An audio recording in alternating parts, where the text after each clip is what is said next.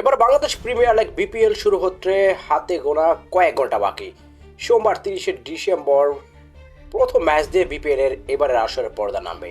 এবারের আসরে ঢাকা ক্যাপিটালসের হয়ে খেলার কথা ছিল পাকিস্তান সেনসেশন সাইম আইয়ুবের, তবে আসর শুরুর আগ মুহূর্তে তার খেলা নিয়ে অনিশ্চয়তা তৈরি হয়।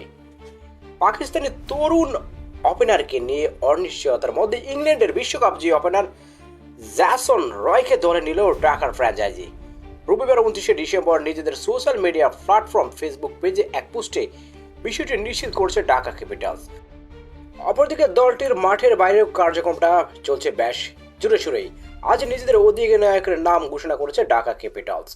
শাকিব খানের দলে বেশি তারকা ক্রিকেটারদের মধ্যে বড় নাম wicket keeper batter Liton Kumar Das. ধারণা করা হচ্ছিল তার নেতৃত্বে খেলবে ঢাকা, কিন্তু সব জল্পনা কল্পনার অবসান ঘটিয়ে ঢাকার অধিনায়কত্বের দায়িত্ব পেয়েছেন থিসারা পেরেরা।